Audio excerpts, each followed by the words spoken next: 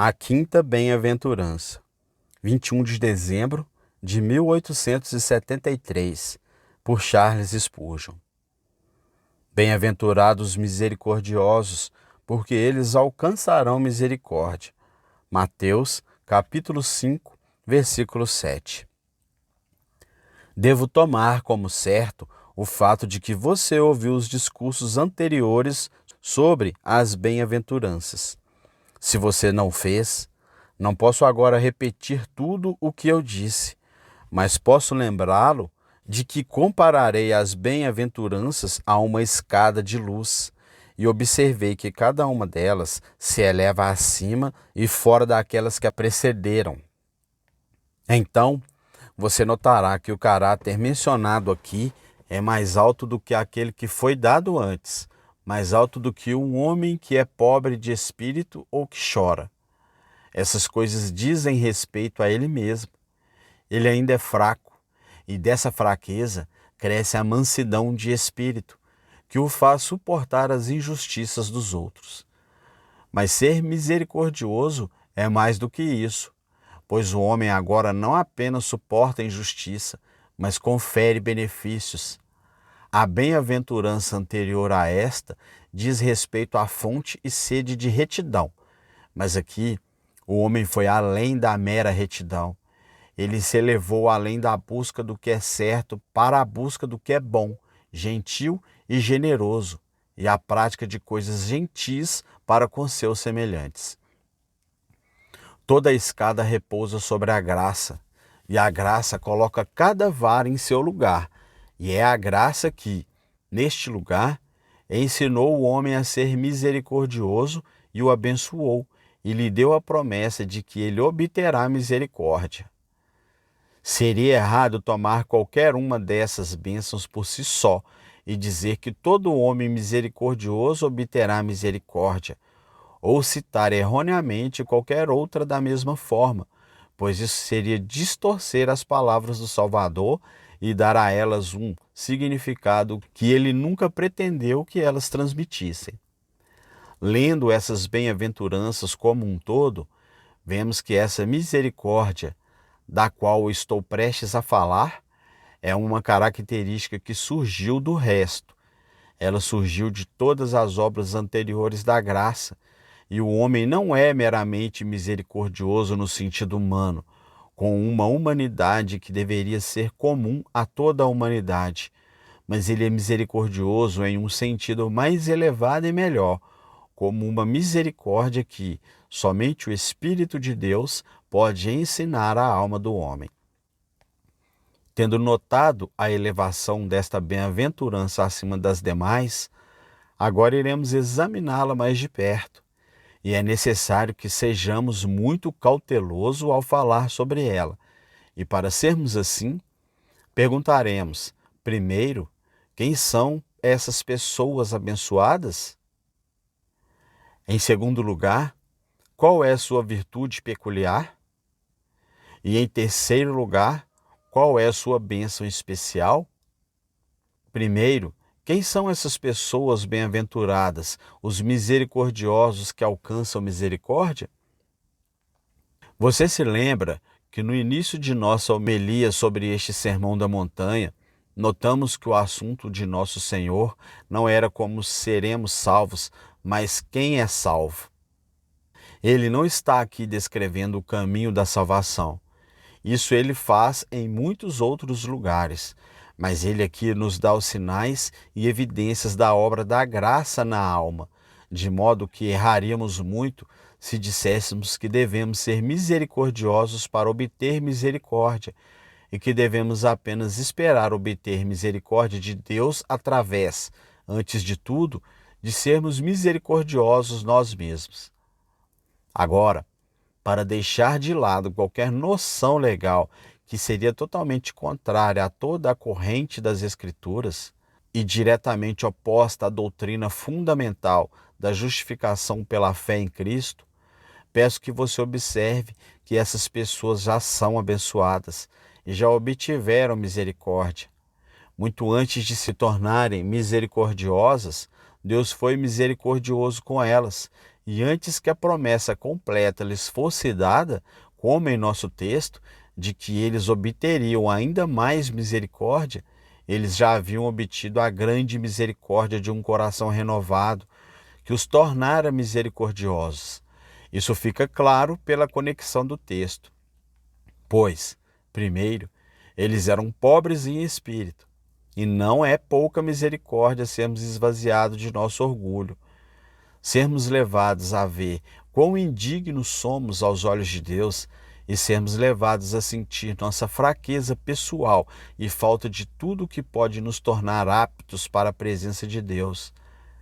Eu poderia pedir por alguns homens que eu não conheço maior misericórdia do que a de que eles sejam abençoados com pobreza espiritual, que eles sejam levados a sentir o quão pobres eles são, pois eles nunca conhecerão a Cristo e eles nunca se levantarão para serem praticamente misericordiosos até que primeiro eles tenham visto sua própria condição verdadeira e tenham obtido misericórdia suficiente para se deitarem aos pés da cruz e ali, com o coração partido, confessarem que são vazios e pobres.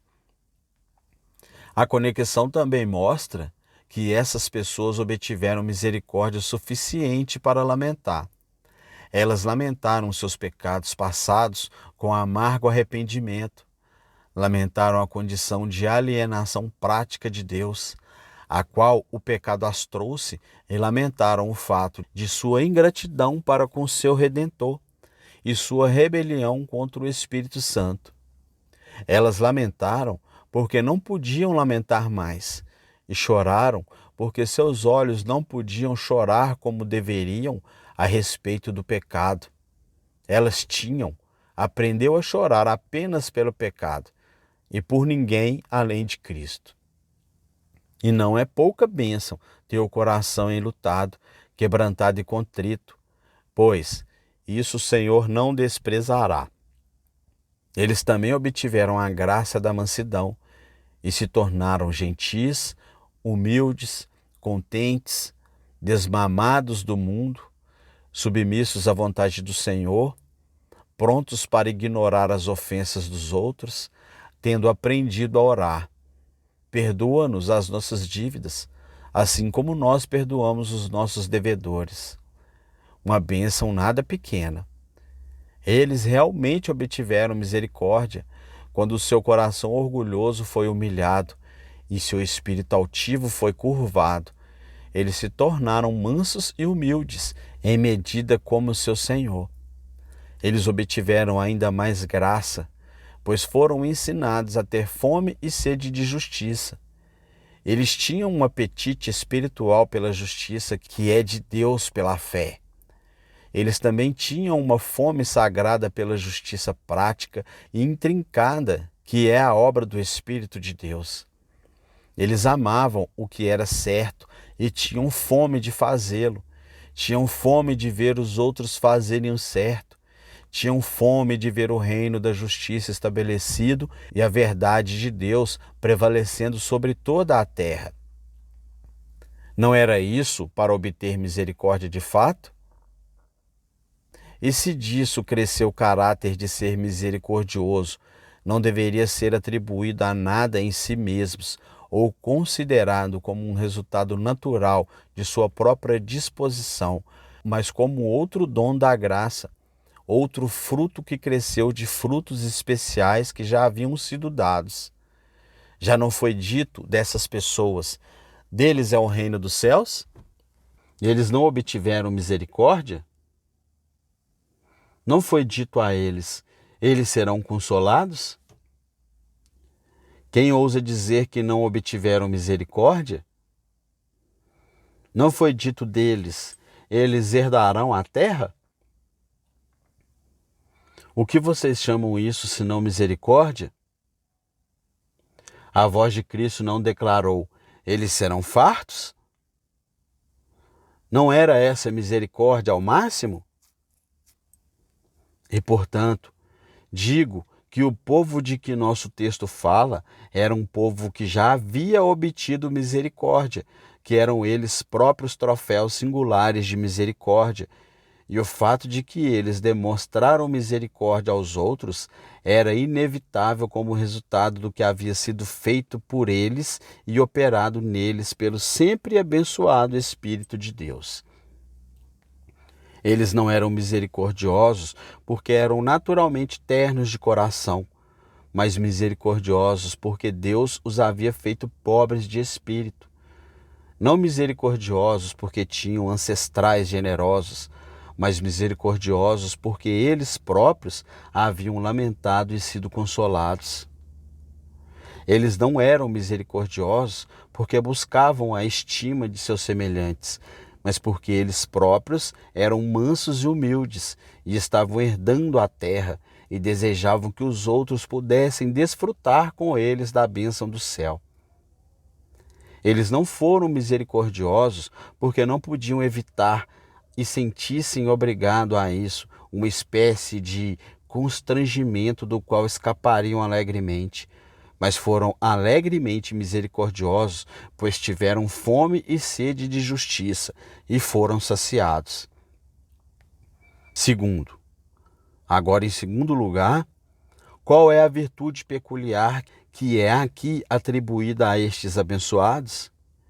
Eles eram misericordiosos. Ser misericordioso incluiria, antes de tudo, gentileza para com os filhos da necessidade e as filhas da penúria. Nenhum homem misericordioso poderia esquecer os pobres. Aquele que passou por seus males sem simpatia e viu seus sofrimentos sem aliviá-los, poderia tagarelar como quisesse sobre a graça interior, mas graça em seu coração não poderia haver. O Senhor não possuiu como de sua família alguém que pode ver seu irmão ter necessidade e fechar suas entranhas de compaixão dele. O apóstolo João corretamente pergunta: como habita nele o amor de Deus? Não. Os verdadeiramente misericordiosos são atenciosos com aqueles que são pobres. Eles pensam neles. Seus próprios confortos os fazem pensar neles.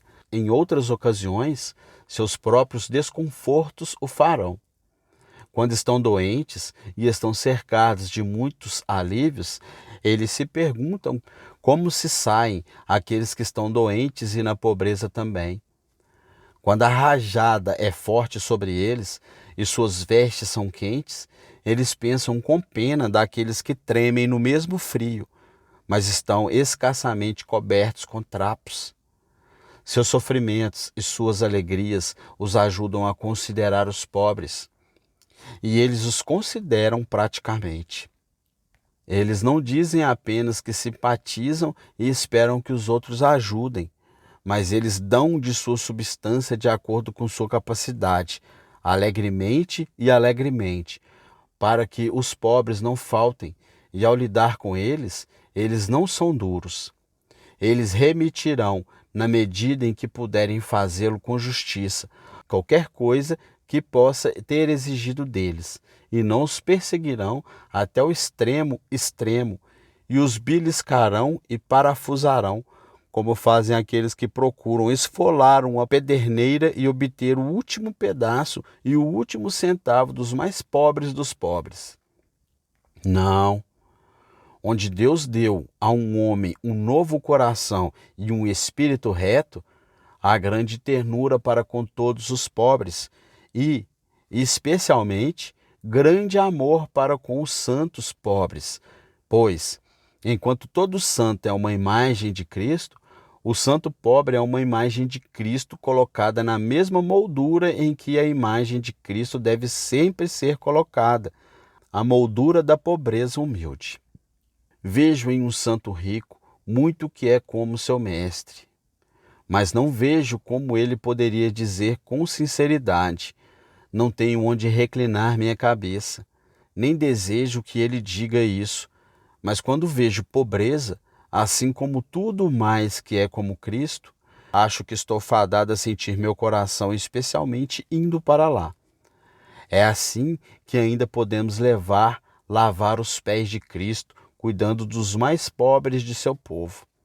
É assim que mulheres honradas ainda podem ministrar a ele com sua substância.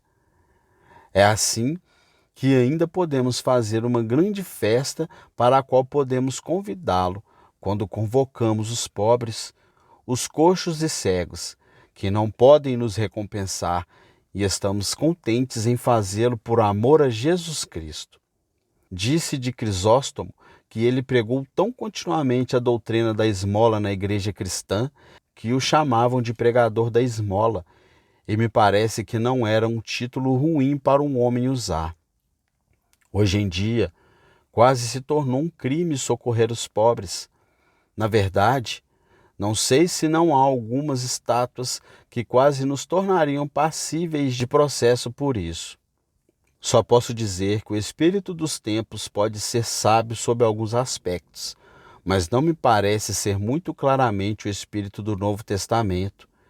Os pobres nunca deixarão de estar na terra, e os pobres nunca deixarão de estar na verdadeira igreja de Cristo. Eles são o legado de Cristo para nós. É bem certo que o bom samaritano tirou mais do pobre homem que encontrou entre Jerusalém e Jericó do que o pobre homem tirou dele.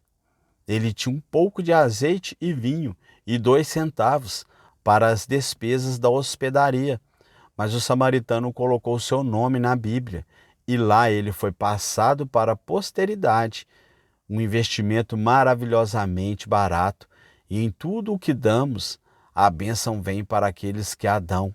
Pois vocês conhecem as palavras do Senhor Jesus, como ele disse: há mais felicidade em dar do que em receber. Bem-aventurados que são misericordiosos para com os pobres. Em seguida, o homem misericordioso tem um olho ansioso, um olho choroso para os enlutados que estão ao seu redor. O pior mal do mundo não é a pobreza. O pior dos males é um espírito deprimido. Pelo menos, mal conheço algo que possa ser pior do que isso. E há até mesmo entre os excelentes da terra, alguns que raramente têm um dia brilhante em todo o ano. Dezembro parece governar todos os 12 meses. Por causa do peso, eles estão por toda a vida sujeitos à escravidão. Se eles marcham para o céu, é de muletas, como o Senhor pronto para fazer. E eles regam o caminho com lágrimas, como a senhora muito medo fez. Eles têm medo, às vezes, de nunca terem se convertido, em outro momento, de terem caído da graça, em outro momento, de terem pecado o pecado imperdoável, em outro momento, de que Cristo se foi deles, e eles nunca mais verão seu rosto. Eles estão cheios de todos os tipos de problemas. Eles cambaleiam para frente e para trás, e cambaleiam como um bêbado, e muitas vezes estão sem saber o que fazer. Há muitas pessoas cristãs que sempre saem do caminho de pessoas como essa, ou se elas vêm, elas se deparam com elas e elas dizem: é o suficiente para dar a qualquer um os miseráveis. Quem quer falar com essas pessoas? Elas não deveriam estar tão tristes, elas realmente deveriam estar mais alegres. Elas estão cedendo ao nervosismo e assim por diante. Isso pode ser bem verdade, mas é sempre uma pena dizer isso. Você poderia muito bem dizer a um homem, quando ele tem uma dor de cabeça, que ele está cedendo à dor de cabeça, ou quando ele tem a febre ou a malária, que ele está cedendo à febre ou à malária. O fato é que não há nada mais real do que algumas dessas doenças que são rastreáveis à imaginação, pois elas são reais em sua dor, embora talvez, quanto às suas causas, não raciocinemos sobre elas. O homem misericordioso é sempre misericordioso com essas pessoas. Ele tolera seus caprichos. Ele sabe muito frequentemente que eles são muito tolos, mas ele entende que ele seria tolo também se dissesse isso a eles, pois isso os tornaria mais tolo do que eles são. Ele não consulta seu próprio conforto e diz: quero obter conforto desta pessoa. Ele deseja conferir conforto. Ele se lembra de que está escrito: fortalecei as mãos fracas e confirmai os joelhos vacilantes. E ele conhece aquele comando: consolai, consolai o meu povo, diz o vosso Deus. Falai confortavelmente a Jerusalém. Ele entende que, assim como seu Senhor e Mestre buscava o que estava ferido, ligava o que estava quebrado, curava o que estava doente e trazia de volta o que estava afastado, assim também todos os seus servos devem imitar seu Mestre, olhando com o maior interesse para aqueles que estão na situação mais triste. Ó filhos de Deus, se alguma vez vocês forem de coração duro para com qualquer pessoa triste, vocês não são o que deveriam ser. Vocês não são como seu mestre. Vocês não são como vocês mesmos quando estão em seu estado correto. Pois quando estão em seu estado correto, vocês são ternos e piedosos e cheios de compaixão, pois aprenderam com o Senhor Jesus que os misericordiosos são abençoados e que eles obterão misericórdia. Possivelmente, quando vocês também ficarem deprimidos, como vocês podem se lembrar daquelas palavras zombeteiras e daquelas expressões indelicadas que vocês usaram em relação aos outros. Quando ficarmos muito grandes, pode ser que o Senhor nos leve para baixo e ficaremos felizes com qualquer pequeno buraco de rato para esconder nossa cabeça. Alguns de nós sabemos o que é ficar feliz com a menor promessa, se pudéssemos apenas agarrá-la, e corremos com avidez para os próprios textos que costumávamos apontar para os pobres pecadores, e sentimos que eles eram exatamente os textos que queríamos. O Dr. Guthrie, quando estava muito doente e prestes a morrer, disse que gostava de ouvir os hinos das crianças pequenas, e os homens mais fortes da família de Cristo frequentemente querem os textos das crianças e as promessas das crianças.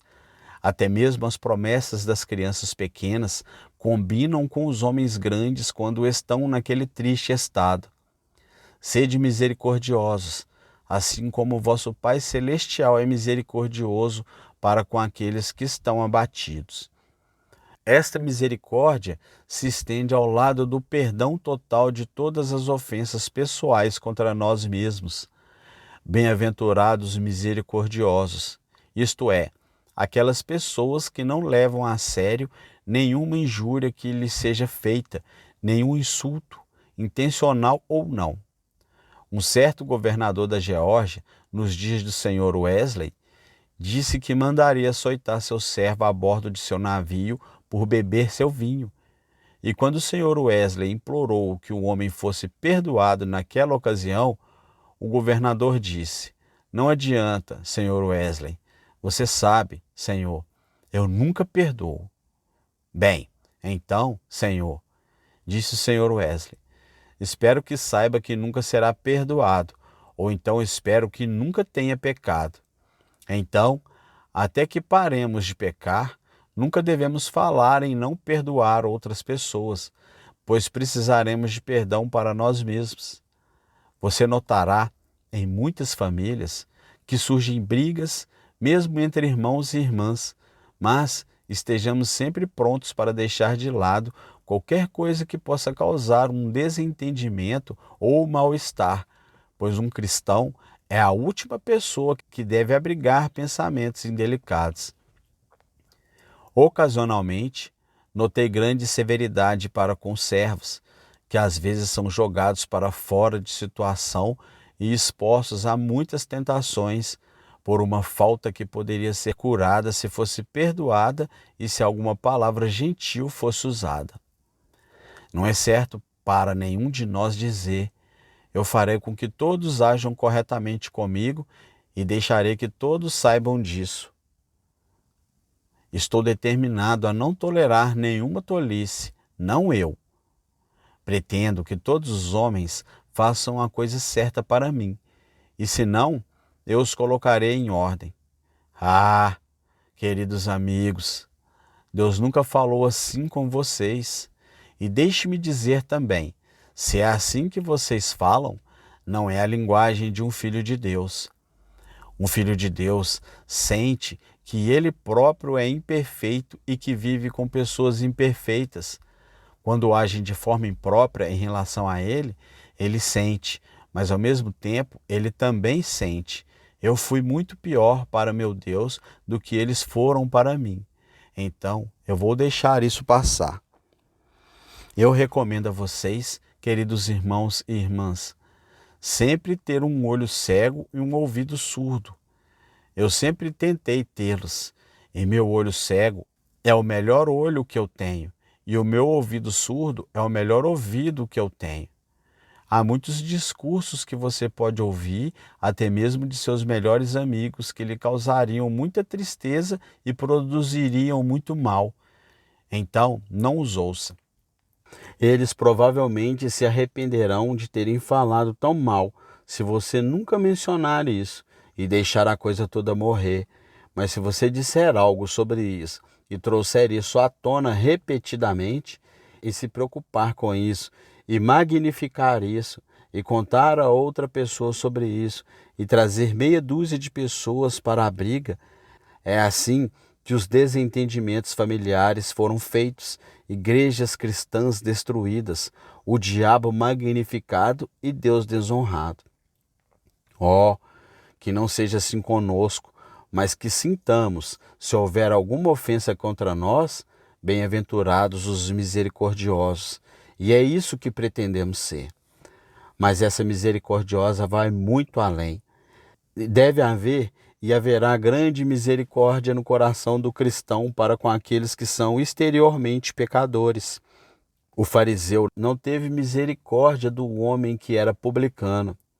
Bem, disse ele, se ele desceu tão baixo a ponto de cobrar o imposto romano de seus companheiros súditos, ele é um sujeito vergonhoso.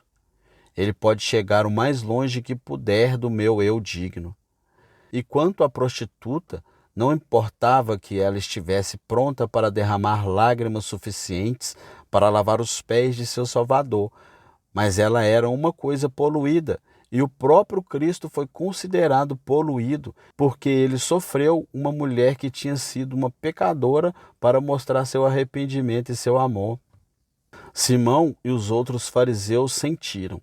Tais pessoas se colocaram fora do âmbito da sociedade, e lá que fiquem. Se eles se desviaram assim, que sofram por isso, e ainda há muito desse espírito neste mundo hipócrita, pois uma grande parte do mundo é uma massa das mais terrível e hipócrita que se pode imaginar. Há homens que vivem em pecado vil, eles sabem que estão, e ainda assim eles vão para a sociedade e são recebidos como se fossem as pessoas mais respeitáveis do mundo. Mas se acontecer de alguma pobre mulher se desencaminhada, oh meu Deus, ela é muito vil para esses cavalheiros saberem algo sobre sua existência. Os canalhas têm uma afetação de virtude enquanto eles próprios estão se entregando ao vício grosseiro. No entanto, é assim e há um pudor sobre a sociedade que diz imediatamente, ó, nós levantamos nossas mãos em horror a qualquer um que tenha feito algo errado contra a sociedade ou as leis da terra. Agora, um cristão pensa coisas muito mais duras sobre o pecado do que o mundano. Ele julga o pecado por uma regra muito mais severa do que os outros homens, mas ele sempre pensa gentilmente sobre o pecador. E se pudesse, ele daria sua vida para recuperá-lo, como seu mestre fez antes dele. Ele não diz, fique sozinho, não se aproxime de mim, pois sou mais santo do que você. Mas ele considera que sua principal preocupação na terra é clamar aos pecadores. Eis o Cordeiro de Deus que tira o pecado do mundo. Então, o cristão misericordioso não é alguém que exclui ninguém. Ele não é alguém que pensa que alguém está abaixo de sua atenção.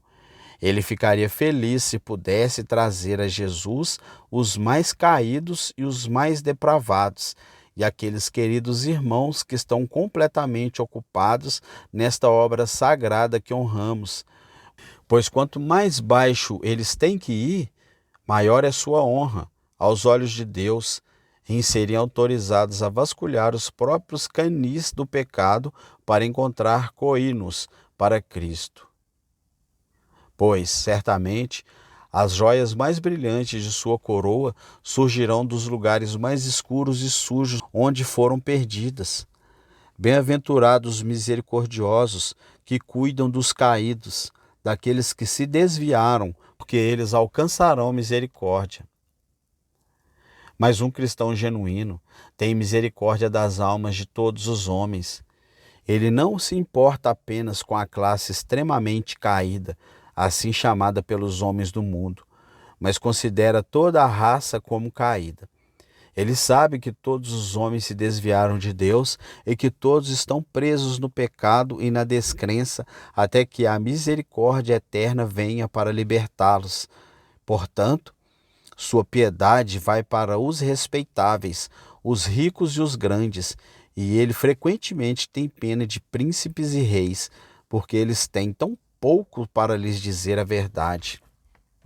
Ele tem pena dos pobres ricos, pois enquanto há esforço feito para a recuperação das classes trabalhadoras, com poucos esforços são feitos para a recuperação de pares e duquesas e para trazer grandes pecadores como Rig Honorables a conhecer Jesus Cristo.